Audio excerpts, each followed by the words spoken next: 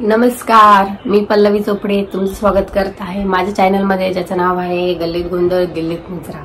तर आज आपण बघणार आहोत बिग बॉस मराठीची नवीन अपडेट। बिग बॉस मराठी मधून नवी बातमी येत आहे। बिग बॉस मराठी सध्या वादात सापडलेला आहे। काल बिग बॉसच्या घरामध्ये एक एडिक्शन झाले, ते टोटली अनफेअर आहे असं प्रेक्षकांचं म्हणणं आहे।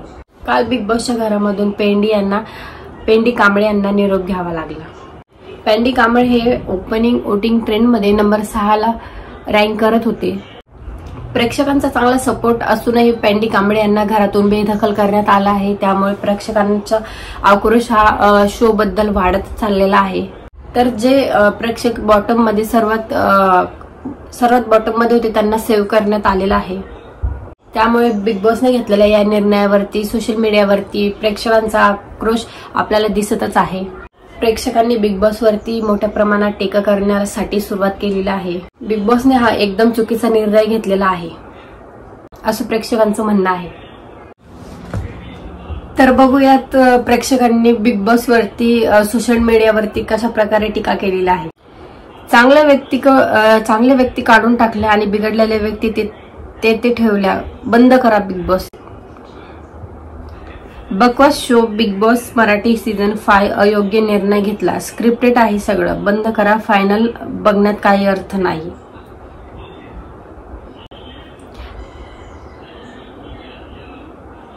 फालतू शो, प्रेक्षकांच्या वोटला बिग बॉसने काहीच महत्व नाही। पेंडी दादा 5 नंबर वरती असताना सुद्धा त्यांना घराबाहेर काढले, खूपच दुःखद झाले।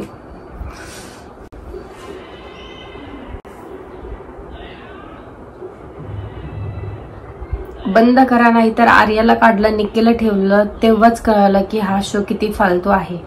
प्रेक्षकांना काम नाहीत काय फालतू बिग बॉस।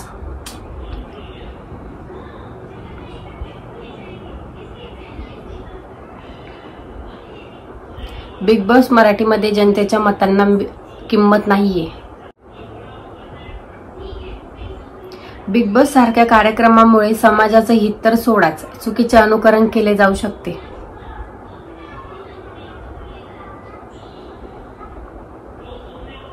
बकवास शो आहे, भंगार शो आहे, ते आणणारा आपण बघणं बंद केलं पाहिजे। आपण बघतो त्यांना TRP मिळते, पैसे मिळतात, आपण आपला वेळ उगाच घालतोय।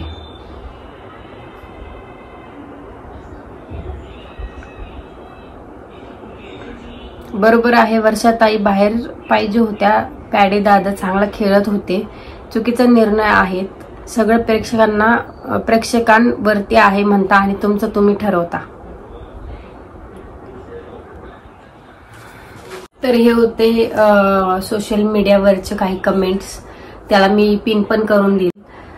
तर पंढरीनाथ कांबळे यांना घराबाहेर काढण्याचा निर्णय योग्य की अयोग्य ते तुम्ही मला कमेंटमध्ये सांगू शकता। धन्यवाद। व्हिडिओ आवडला चॅनलला लाईक करा, सबस्क्राईब करा।